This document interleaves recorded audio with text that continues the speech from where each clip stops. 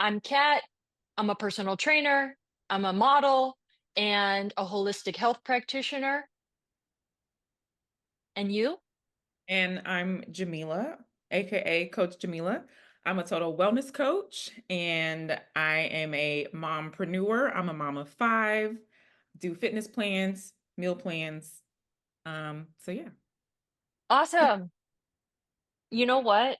I I believe that everything happens for a reason. And the fact that our last meeting was not recorded, I think it was supposed to go that way. But believe you me, I really had to check myself because I was upset that I did not hit record because that conversation to me was gold. Mm, And I think that you really helped me uncover some stuff that I hadn't even noticed. And I was talking with one of my clients, uh, in fact, yesterday about how our childhoods, mm, um, influences who we are today, yeah. specifically in health and fitness. Oh yeah. Oh yeah. That's huge. I feel like a lot of the people I have spoken with who have holdups on moving forward or limiting beliefs, it's rooted in their childhood experience, childhood trauma, sometimes not even trauma. But a big one, and I'm sure everybody has heard of it, is the clean plate crew, where you grow up and you're like, if you don't clean that plate, you're going to either be in trouble or you feel guilty because there's other kids who don't have enough food. You know, Hmm. better eat all the food off your plate. And I've really uncovered a lot of people who are like, that's not it. That can't be. But the root of it is that's what they were told all their childhood. And so instead of stopping when they're full, they keep eating and eating and eating until they're overstuffed because they have to eat all the food off their plate. And so simple, but a huge connection to that. You know what's funny is I totally remember that from my childhood. But Yeah. that was never an issue for me. I think I heard that from so many of my friends' parents and probably, on movies and TV shows. But for me, that was never an issue. In fact, I always needed more food. I just couldn't eat enough. It's weird. I'm like proud to say that I ate more than my dad. And my dad was extremely fit when I was growing up. He was a runner. He ran 3 times a day. He ate, a great amount of food, but I ate more. Wow. But I know you mentioned to me, you said that he was proud of that, right? That was Oh like, my God. Yes. And do you think this is weird? That my dad, remember, he's a single dad, Marine Corps, drill sergeant at the time, didn't know what he was doing, did the best he could, but he was really proud at the amount of food I could eat. But at the same time, he would call me like a long-legged galoot, and he would say like, is there a hole in your foot? Or he would make fun of it, but I think that that was his, like, him being endearing. So mhm. it was like, it was weird, but he was very proud of like the amount of steak that I could eat. Hmm. That is interesting. Because like you said, if you could eat more than him, I wonder if he was like, huh, that's my girl right there. Well, listen, he's very much a man. There's no question about it. And Yeah, I think that he was in his own way raising two little soldiers that right. just happened to be girls. Right, right. Interesting. And and I think we've asked this question too, but do you feel like that's impacted you, like almost like it makes you proud because that made him happy to see that, wow, look at her, she can eat so much all this food. Do you feel like it's almost impacted you in a sense in your adult life, right? Maybe even Yeah. subconsciously, like No, this. consciously. I I'm actually very proud of how much food I can eat without gaining a whole lot of weight. Yeah. Um, I don't know if that somehow helps me to not put any additional weight on. I Mhm. think it's a combination of genetics and working out and sleep and all that good stuff, but I haven't always been this way. In fact, in my 20s, I was a hot mess and I wasn't working out consistently. I would run every now and then, and I was on like some canned soup diet thing where I was eating Progresso or Campbell's soup because I thought that that would make me stay small. And I I just had like a really, really uneducated diet for the longest time. Yeah. And it wasn't until my late 20s, really into when I started turning 30 and I went to holistic health school, did I start to realize and understand what a healthy diet was comprised of. Mm. Yeah, that Campbell's soup sounds really sad. Like, Hey! I Whoa. Okay, listen. could have been starving. I grew up on cream of mushroom soup and I would water it down a lot and I don't know what it was, but I just loved the creaminess of it. I love mushrooms. And my dad made one thing pretty well. He did the crock pot and he would throw in cream of mushroom, some celery, some carrots, and a massive piece of meat. And at first, he would cut up the meat, but as he got older and he got lazier, he just threw the whole meat in and didn't Yeah, even bother cutting it up. And it just kind of got worse as we got older, or maybe my taste buds changed as I got older. But right. maybe that's part of the reason why I liked that soup. So the foods that I ate as a kid, I tried to think which ones are the healthiest ones when I Mm, was in my 20s. And canned soup and anything canned, lots of processed foods, kid cuisine, hungry man TV dinners, fried yeah, shrimp in a box, jello pudding pops, um, chocolate pudding. yeah, I could, everything that's processed was in my household. yeah, yeah. Wow. I think Didn't it's you say that you didn't eat that way when you grew up? no, my mom, I give her a lot of credit because I know she cooked like we rarely ate fast food. I mean, we had Really? rarely had fast food, because she was, she would come home from work. I clearly remember like right after work, she barely gave herself a break and I appreciate it more now, but as soon as she got off work, she would start cooking like a full meal. Um, and I think I've carried that on into my adulthood. So I think we get positive things too, from childhood. And that's one, like I cook for my kids very like almost every single day. And if I don't Wow. cook, like, are you gonna cook dinner? Like, like, excuse me, like, well, can I get a day off? Like, can y'all make a sandwich or something? They expect me to cook for them every single day.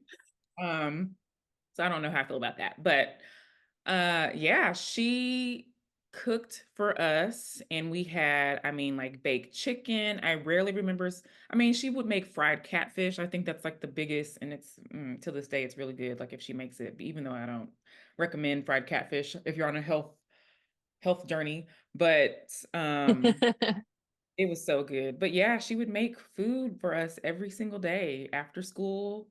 We would eat like 5, 6 o'clock. Yeah, rarely. Like I remember I went to a friend's house and her mom offered me ramen noodles.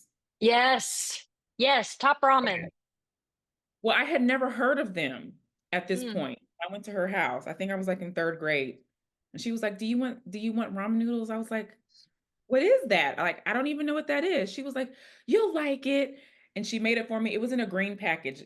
So I know what ramen noodles are now, but I don't know what the green package was. It was so disgusting to me. What? Are you serious? I don't know what flavor it was though, Kat. It I was don't remember the green package. I remember the pink package because that's shrimp and that was my favorite. shrimp. I don't know what that was, but because I felt so bad, I had to eat all of it because I'm at company's house. And I was like, Yeah. I don't want to be rude. And I remember I forced myself to eat that. And that was my experience with ramen noodles. So I was like, I never want to have whatever that is ever, Oh ever. my God. We literally had the opposite ramen noodle experience. So you got to remember, my dad's a single dad. He's got no help. He's not Yeah, coming home to make a meal. Like it's not happening. And yeah, as an adult, I get it. I totally get that. And I hung out with my best friend, Felicia Treadwell. She lived next door. And she was a single kid, so she was kind of spoiled, and I loved it because then I could reap the benefits of that too. And yeah, she had top ramen, and she introduced it to me one day, and she made it just so perfectly where she only put the noodles in the hot water for just a little bit so they didn't get too soggy. They had a nice firmness, and yeah, then she took it to the next level, and she got some sliced ham out of the fridge, just like deli ham, and then chopped it up and threw that in there, and we experienced it, and oh my god, I was in love, and I was like, I need to buy this. And at the time, we're talking like 1988, it yeah. was like 6 cents at the commissary, six Oh, cents so yeah, that, to me, I fell in love, and I ate ramen noodles for like at least the next 10 years. yeah. Right. Well, let's talk when I went to college and then when I went like my 20s when I was raising my, I started to have kids and basically, to be honest with you, we were poor. Like it was a struggle. I was the breadwinner of the family. Oh, and they had ramen a lot. And my kids to this day love ramen noodles. And I'm like, we can't have ramen noodles all the time, guys. I mean, it's very much processed, but when I was in college, oh girl, cheese, add some Hmm. cheese to it. Yeah, like cut up some deli meat, add some hot sauce, and it was like the best meal of ever. Like when it was reintroduced to me because you can play around with it and experiment, add Yes, vegetables, and it's a whole thing. yes. So, Full yeah, disclosure, I don't eat it anymore. And right. I haven't since probably my early 20s.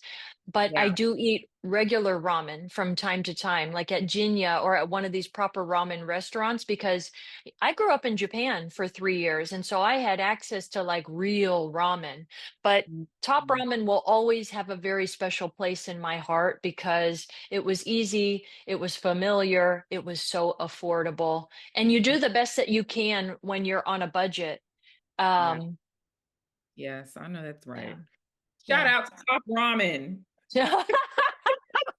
Top Ramen is not sponsoring this podcast in any way. at all.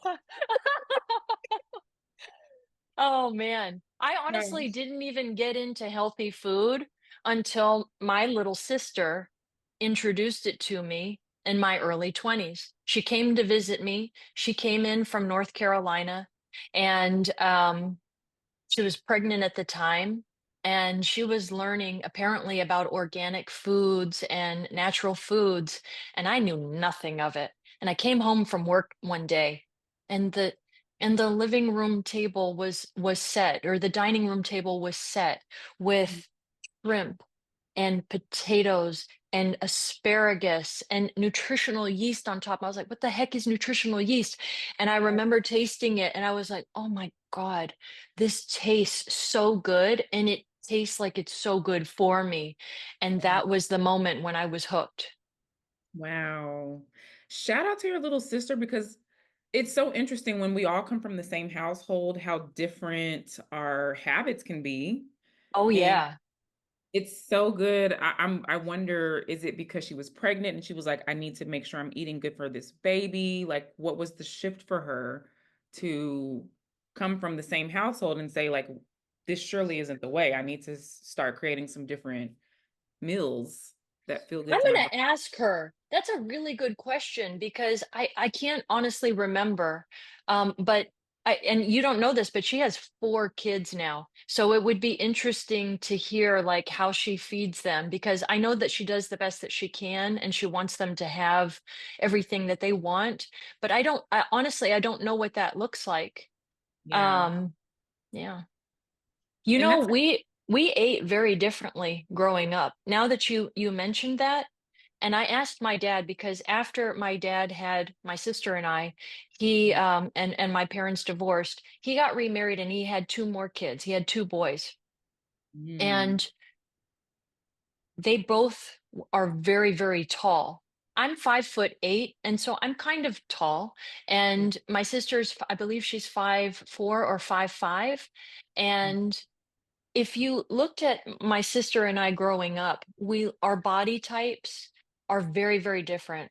So I mhm, ate primarily a lot of carbohydrates. I drank a ton of soda. Like I was cracked out on Mountain Dew for most of my childhood. I loved soda, and soda was okay in our household. A lot of Coca-Cola.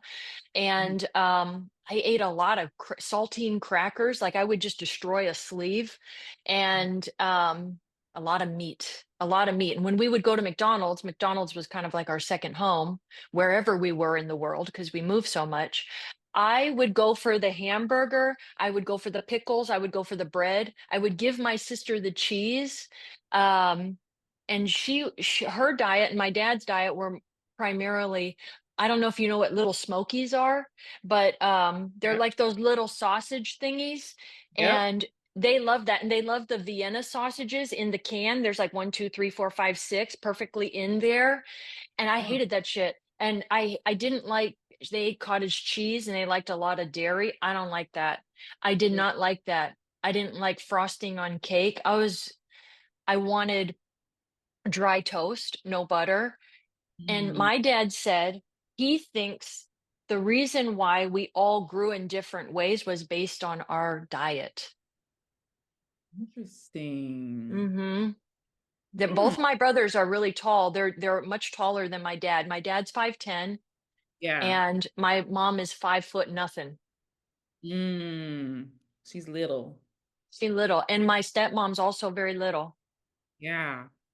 I believe that nutrition plays a huge role, especially when kids are still little and developing in like your overall stature and obviously mental health too. Like I think it plays a huge role.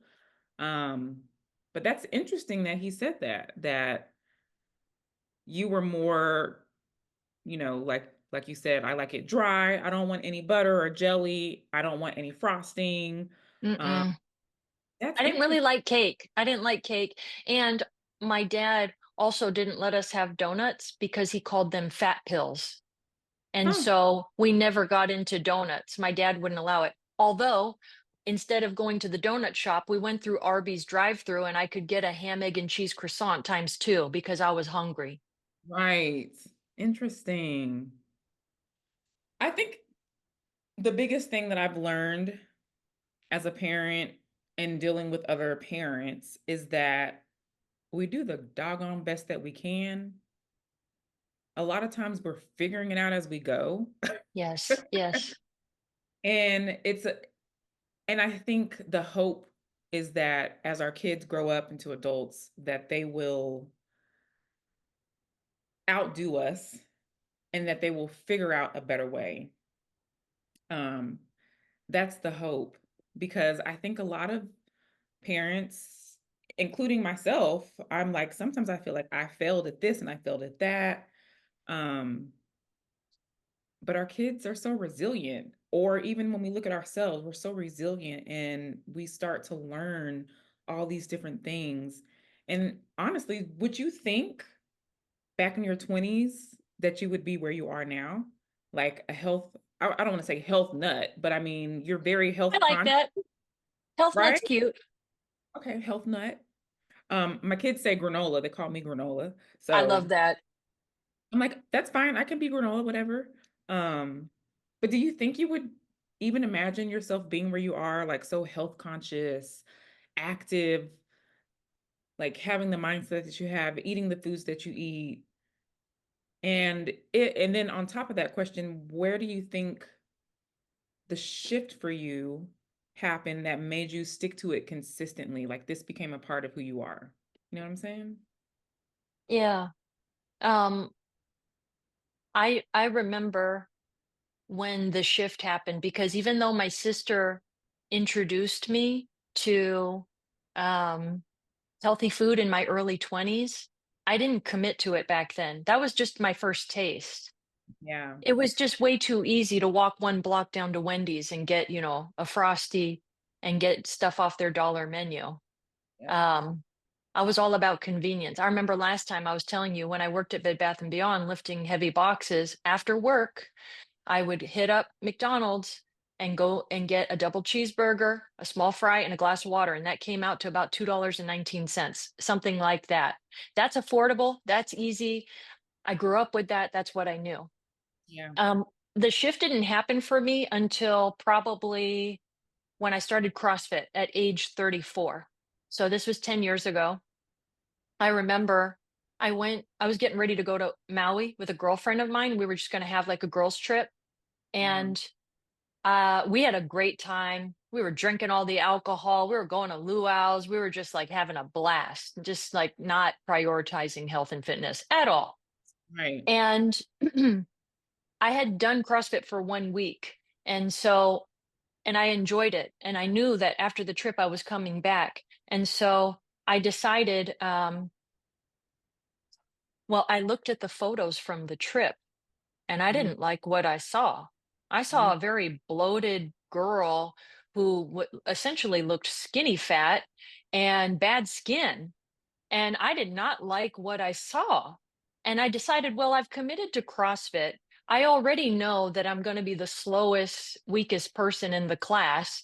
And I Right. accept that. And I can only go up from here. So That's it. I decided to stick with it. And I thought that if I just did CrossFit, religiously 3, 4, 5 times a week, that I would get the body that I wanted. And after a few months, I was like, wow, I'm getting a lot stronger. But that's Yeah. also at the same time when I decided to try something called the In and Out diet, where I Oh. would go to In and Out twice a day because I had just moved up from San Diego to LA. There's an In and Out a few blocks down. It's convenient, it's familiar, it's easy, it's cheap. And so Mm. I was getting a cheeseburger and fry and glass of water. There's that, oh my God, I'm just realizing there's that habit again. Yeah. There's that habit again. Holy smokes. So I did that, and some days I did it twice. And Mm. then I noticed that I was just kind of getting bigger. I was getting more muscular, but I was also like still looking kind of large, but not in a good way. And Yeah. that's when at my CrossFit gym, one of the coaches was offering a nutrition course. And I Mm. decided to take that. And that's when things started to shift. And that's when all the weight started coming off. And that's when I started seeing results. And that was the beginning of me becoming truly healthy. Wow.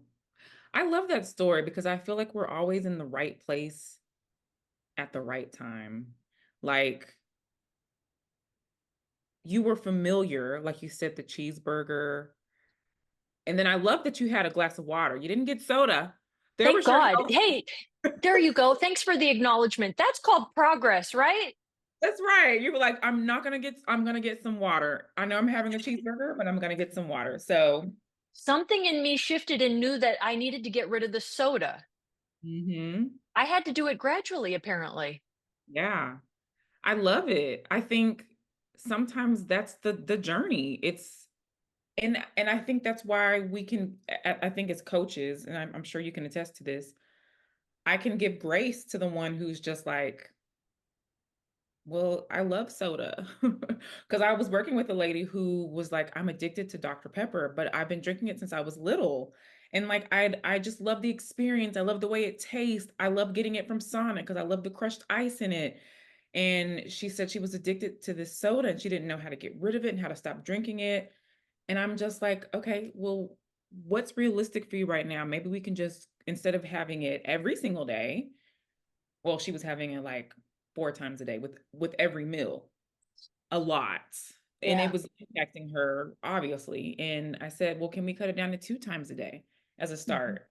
She's like, I can do that. Like it was like, I'm not telling you to stop it completely, but then we gradually built up to the point to where she was like, didn't have it at all. And she eventually, like, we've talked here and there, over the years, and she's like, "I have no desire for Dr. Pepper at all." Wow. But it was like you said, it's gradual. It was You gradual. weaned her off of it gently because Yes. you could have suggested, let's just go cold turkey.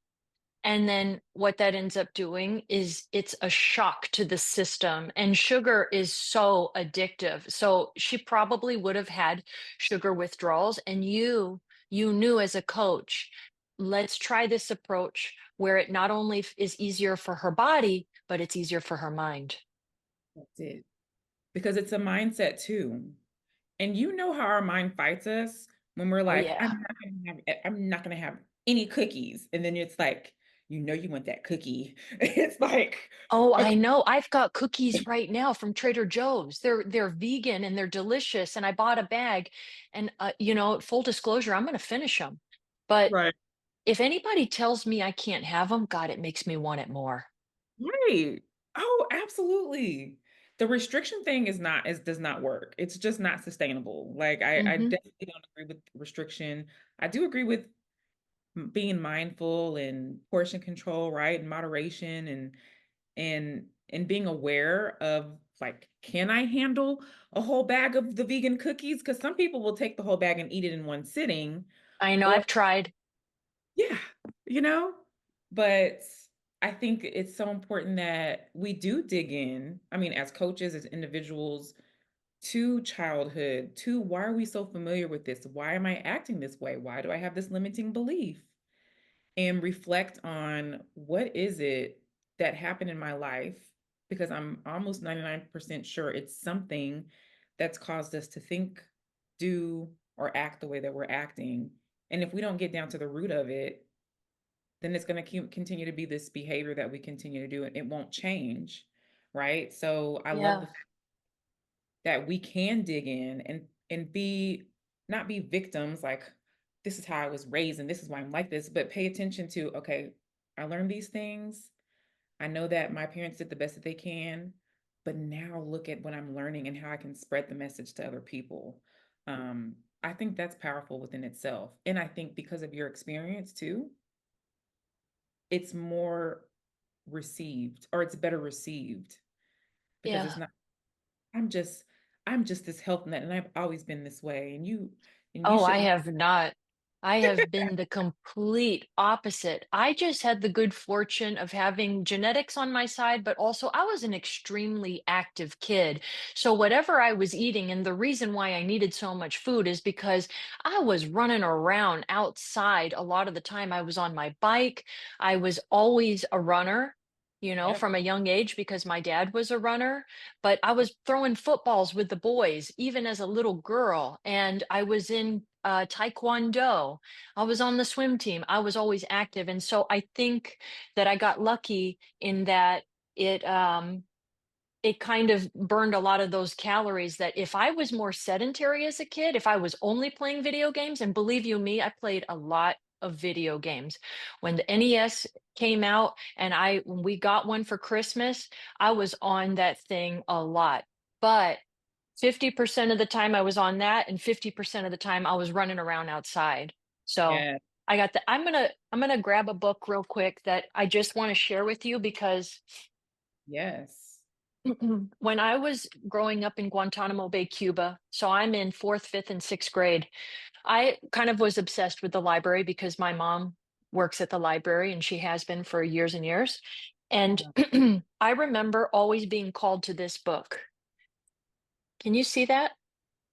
One pinch of sunshine, half a cup of rain.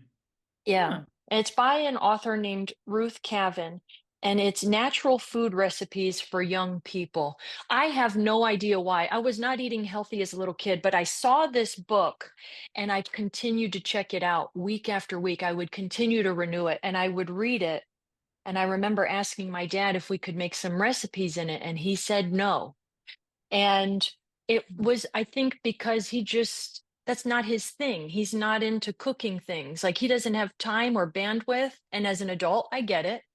But I Yeah. don't know. I think 10 years ago, I tried to find the book because I couldn't stop thinking about it. And I bought it on eBay. And so now it's on my bookshelf. And I don't, is that weird? I just like was attracted to that. And look at my job today. I was just thinking in my head, how amazing because I'm a firm believer that seeds are planted. Even Yes, me as too. children, we have no idea why the seed is planted or what it means at the time. But I love how everything comes back full circle because that was a seed.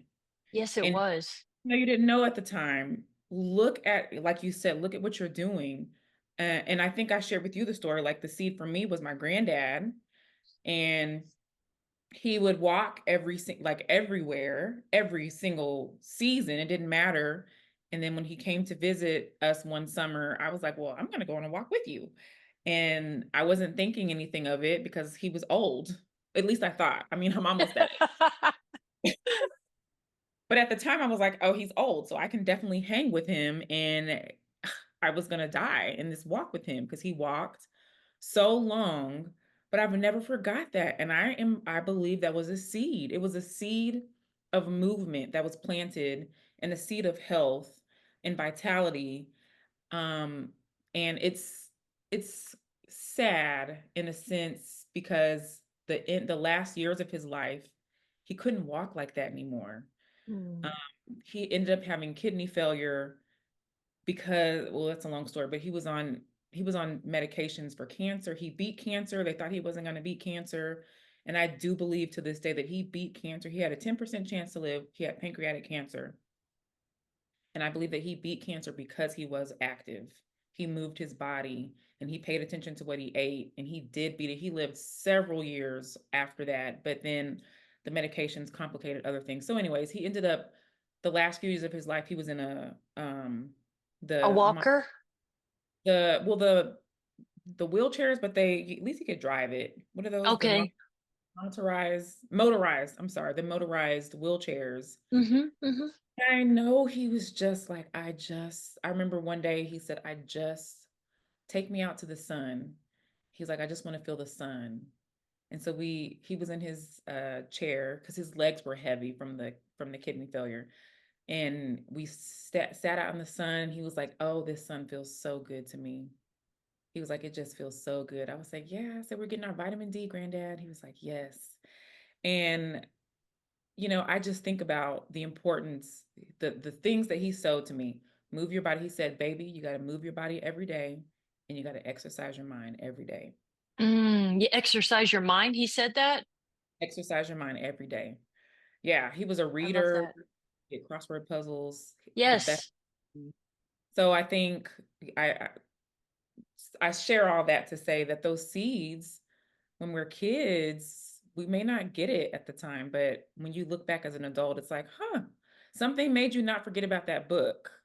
And you're I like, know, it's so weird. It's like years later, I still remembered the title, and to be honest, I don't know if I've read the whole book still. I yeah. maybe this conversation is is for me to read one of these recipes and make it. Mm, right. Because you didn't get to make it when you were little. And so No, I didn't. it's almost like a healing journey for your inner child to say, like, let's make this recipe. We couldn't make it when I was younger, but we're gonna make it today and Yeah. experience that moment? Oh man, it makes me emotional to think about it because, I have a lot of mixed feelings about my childhood. I mean, full disclosure, it was really, really rough. But as an adult and all of the work that I've done through therapy and personal growth and development, I understand that my dad did the very best that he could. But there is a little part of me that always kind of wonders like what it would have been like to had a parent who would have nurtured this side of me that where I could have cooked for myself. I could Yeah. have like even going to the commissary with my dad, we would go into the produce section and I would ask if we could buy some vegetables because I was really, really interested in them. And he said no. The only thing that we could get from there was romaine lettuce because he would just have like a lettuce salad and put a bunch of dressing on it, probably blue cheese or ranch. And I would do Italian. But I was always interested in trying new things, and that just wasn't nurtured. And it's also okay because there's a lot of good things that my dad did for me too. Like I said, I'm a runner, and to this day I'm still a runner because he planted that seed for me, and I got to see him run and do push-ups and do pull-ups and Mm, do sit-ups, and I do all of those things now, and it helps when you have somebody who's modeling that behavior. oh, yeah. That does make a huge difference to have that behavior modeled, because I would even say, like, my kids, um, I used to get really bad mom guilt. Like, I can't leave or work out, because there was a point to where I was married at one point, but I was the breadwinner. I was working a full-time job. And then when my kids went to school, I was leaving my job to go pick them up during my lunch break, to go pick them up from school, take them home, make them a snack, go back to work. It was just like a lot of stuff was going on. Wow. So how dare me go work out, because I've been away doing all these things. And so by the time I got home, I was exhausted, first of all. And then I felt so bad because I didn't get to spend time with my kids this season that I had in my life. It was terrible. I hated it. And I remember when I finally started to work out more, like, I remember I would just do, when they would go to the park, I was going to the park. When they go down the slide, I went down the slide. I would do the monkey Yeah. bars, like anything that they did to try to get some activity. And then I remember when I started intentionally, like, I'm gonna go take walks, I'm gonna go on a run. My son, I remember he would come with me, and he's like, "Come on, mom, you got it." He would like motivate me, and we would start running. And there is so much power when kids say, "I'm proud of you." Oh, And I'm like, what? Because you think, but I had to go to work and I had to do this. And if I go work out, you're going to miss out. And I've heard from all of my kids, "I'm so proud of you, mom. I love that you take care of yourself." And when we become adults, well, I have 3 young adults now, but when we become adults, it's something that's been modeled. So I know that I want to live an active lifestyle, and I want to create that same impression on my children. And so I'm like, huh, it feels good to hear that, oh, I and bet. it's powerful, to your point, to be an example, um, to your children, and hope that they pick up the wonderful things, but also I'm really transparent about the challenges also, like, let's That's talk about it, good. That's you know? really good. Um, I think that's necessary. I think that's necessary. And I agree so with you. yeah. And so now I think even your experience, but what I see from you, from the time that I've known you, is you're such a nurturer.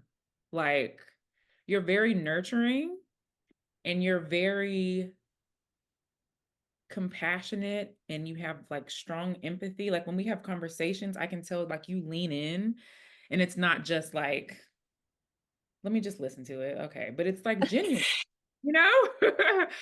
And so, even though that wasn't as present as you would have liked, I would never have known based on who you are. You know what I mean? I think you're such an amazing, genuine, nurturing person. Um, Wow.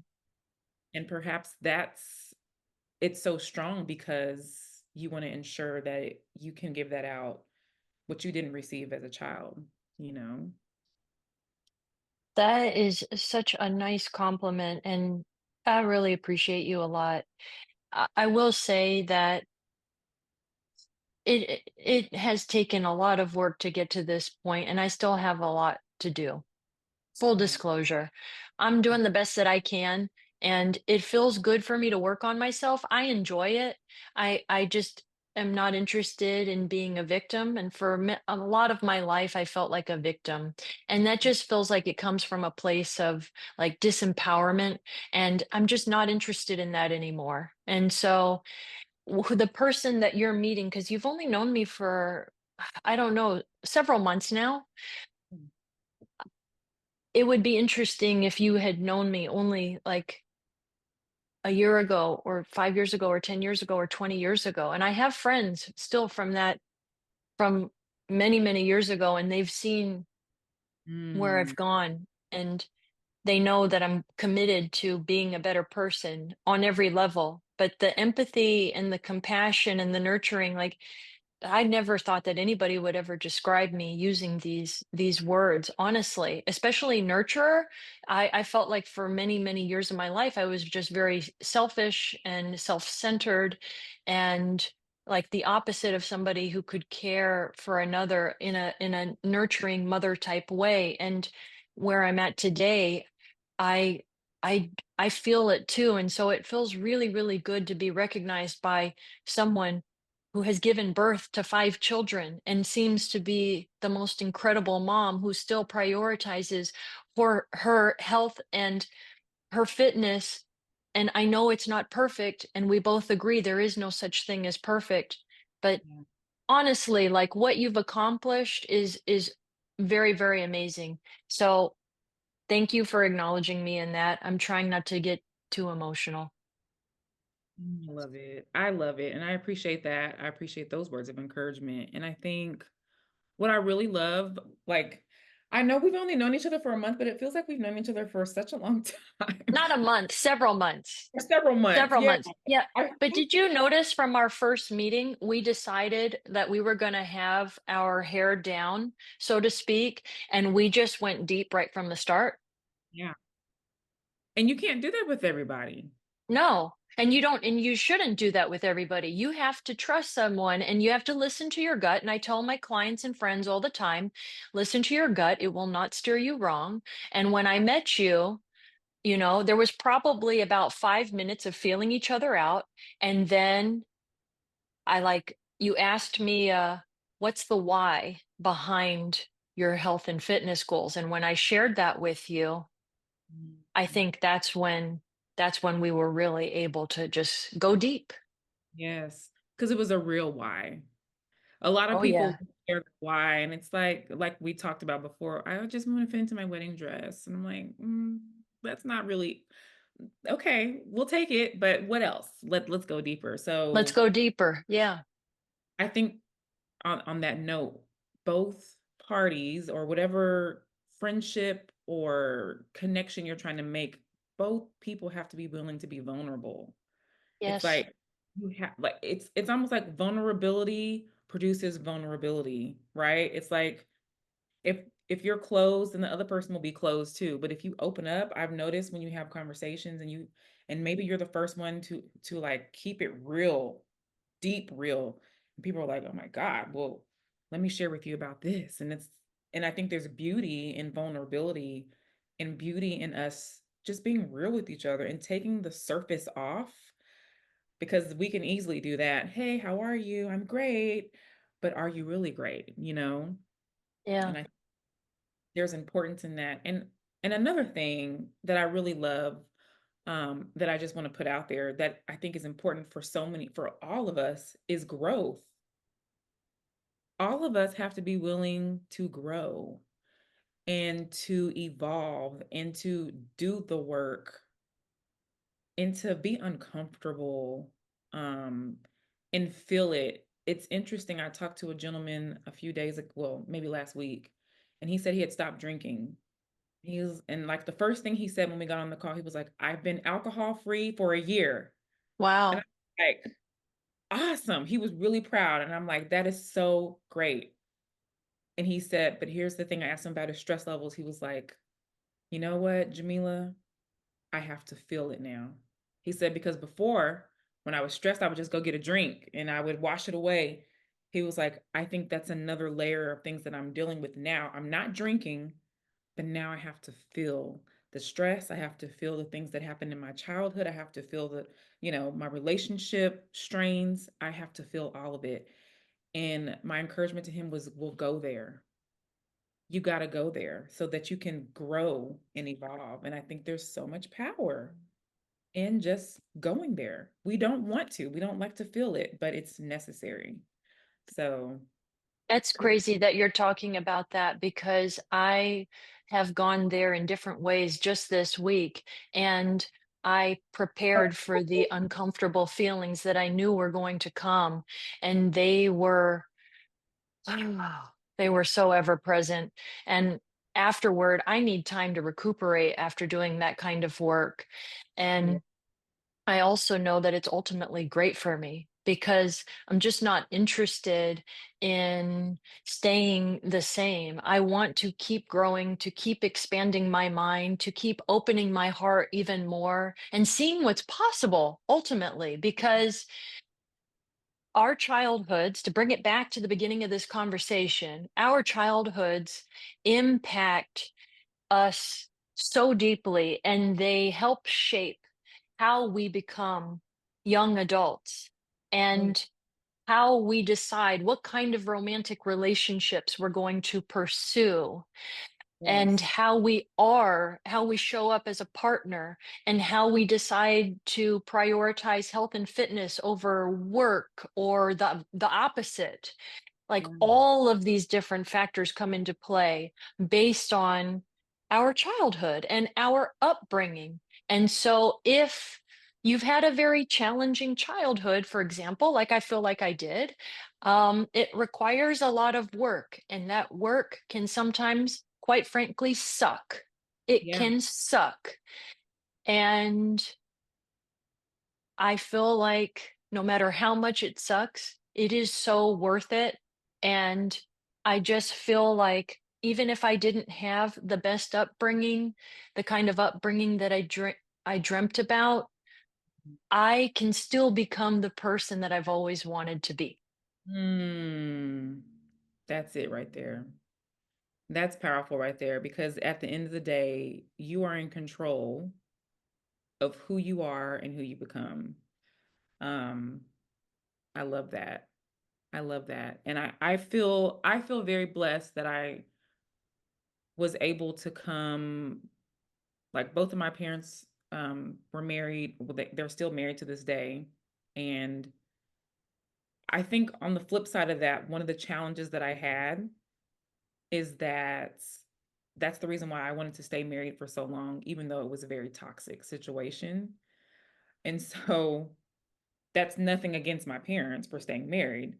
But back to childhood experiences, I was like, I have to stay married too, because that's what I know. That's what I saw. It's important for my children.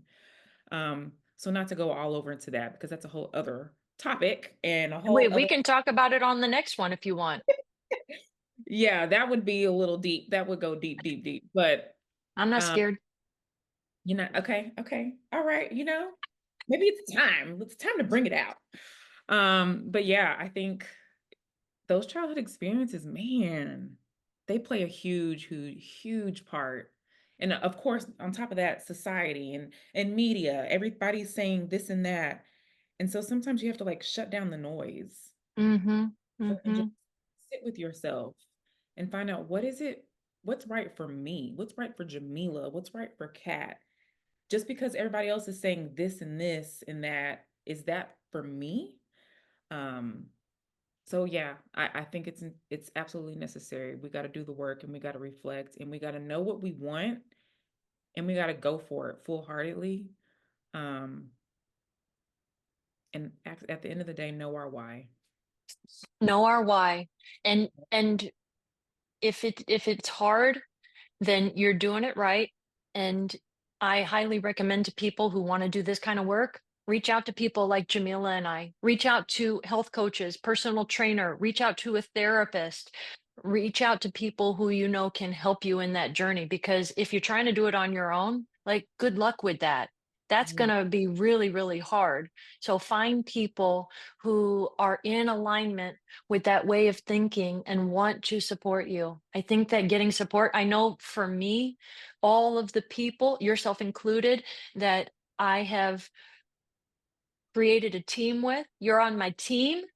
Yes. I honestly, I couldn't do it without you guys. I just couldn't. Yeah, absolutely.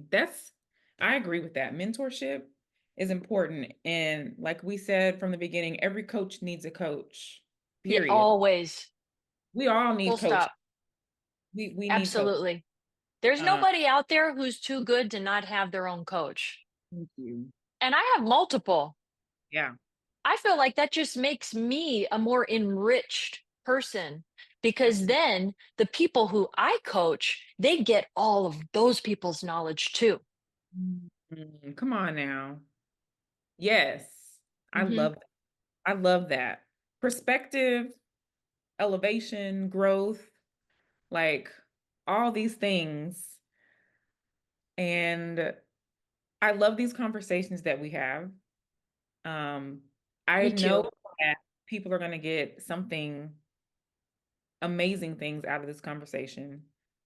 Um, so thank you that we were Thank able you. to. Episode 3 in the books. Episode 3. Boom. Well, thank you so much. That is it, and I hope you have a beautiful, blessed day. And I hope you have a beautiful, blessed day as well, my dear friend cats. All right, till next time. Until next time.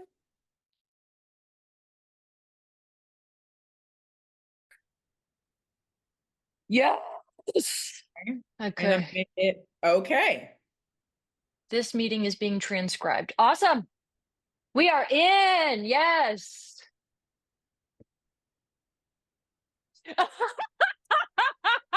I'm leaving that in. I'm leaving that in. You're a real human. You're going to sometimes get spittle on yourself, okay? It's going to happen.